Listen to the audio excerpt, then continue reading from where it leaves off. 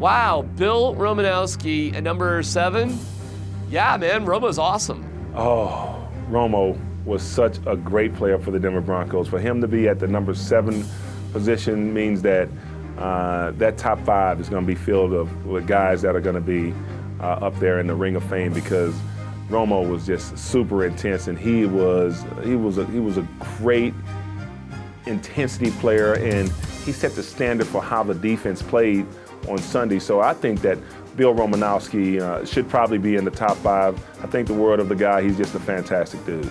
Bill Romanowski had that attitude that I think this Broncos team needed at the position. You need to be a little bit dirty. You need to be a little bit overly physical. Football is a game about sapping your opponent's will, and Romanowski did that on a snap-to-snap basis. I'll tell you what, Romo is a quirky dude. Always said not the kind of guy I'd like to pick out curtains with, and be my room dog, because he is quirky. The guy is a tireless worker. Show up, he had his vitamin pill box and, his gurus on the side. Great teammate. I can't tell you how many times I'd be at my house and my doorbell would ring, 7 o'clock at night, 7:30, whatever it was, 8 o'clock. And there'd be some guru standing on my doorstep with a massage table. Be like, hey, Romo told me you're really having a problem with your knee, and he sent me over here to work on you. Like, all right. And, some active release dude, or just some guru, burning incense, type of guy. But he was a great teammate. Yeah, Romo was one of the most popular players and polarizing players. Popular locally. If you went to a game, even during the heyday, this was the end of John Elway's career, but you had McCaffrey, you had Rod Smith, you had Terrell Davis. You would see as many Bill Romanowski jerseys at Mile High Stadium as any player. If he's your guy, you love him. If he's on the other team, you want to punch him in the throat. That's Bill Romanowski. Mixed feelings about Bill Romanowski. I think he added a certain edginess to the way the Broncos played, and he certainly knew how to rise up in the big moments. I think he's a classic example of ends justifying the means. The end, the be-all objective, of course, is to win a championship. Bill Romanowski deserves to be on this list because the Broncos defense wasn't just a bunch of super physical, wild, crazy people who you were afraid of when they came on the field. Certainly good players at all 3 levels, but Bill certainly gave that group you got to watch your back kind of thing. This might be a bit of an alley fight. And he brought that to the field, each and every game for that Broncos defense.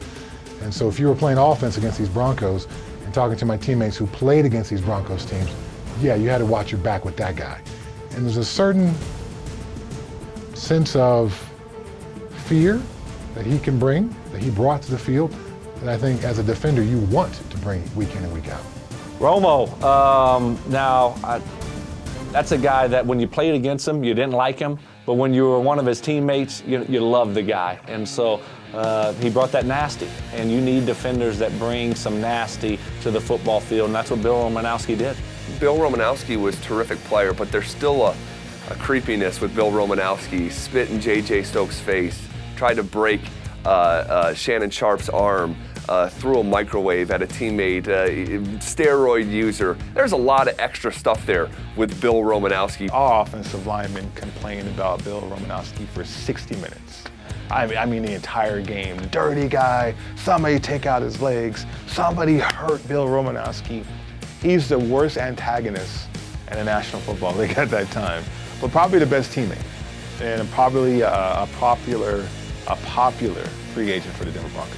I would say that ranking's high for me because of performance, but if you lived here and lived those Super Bowl years, and I covered those teams, he was such a part of an identity of those teams. I think perception is becoming reality with him on this list.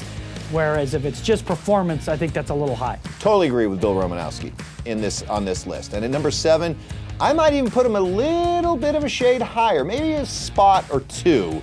But the thing I liked about Bill Romanowski was he brought an attitude. You talk about the classic case of you love him when he plays for you, you hate him when he plays for somebody else. The off off-field shenanigans and the substance abuse side of the Romanowski story makes me a little skittish. I thought for a time here he was overrated, but I must admit in postseason play, he was very good. I would not put him ahead of Neil Smith necessarily, but I think he belongs in the top 10 of all-time Bronco free agent signings. And one thing you knew about Romo, he's going to show up on Sundays and he's going to try to bust somebody's jaw. Like, yeah, I played against Romo a ton when Romo was with the Niners, and then when Romo left the Niners and went to the Eagles. So you know, the Niners and the Redskins had played in the playoffs and stuff, and early in my career, and then he went to the Eagles, and obviously we were division rivals. So I'd played against Romo a ton, hated Romo, like just hated him. Like everybody hated Romo, till he's on your team, then you love him, right? And he's a tone setter. He's a guy that you know is going to show up and play his butt off. A guy that's going to play, you know, beyond the shadow of the whistle, and is going to irritate people. And in irritating people, oftentimes it gets them to make mistakes that they normally wouldn't. So he was a great teammate. He had the incident with J.J. Stokes. He apologized for it. The team got over it.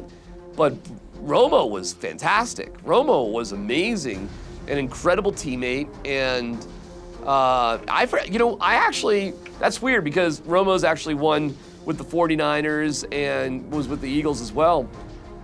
And with the Raiders, you know, later. I just think of Romo as a Bronco. I really do. I know he's got more ties to Northern California, which makes sense. That's fine. But I'll always think of Romanowski as a Bronco. It's even weird for me to hear that he's a free agent. That's how deeply tied in I believe him with the Broncos.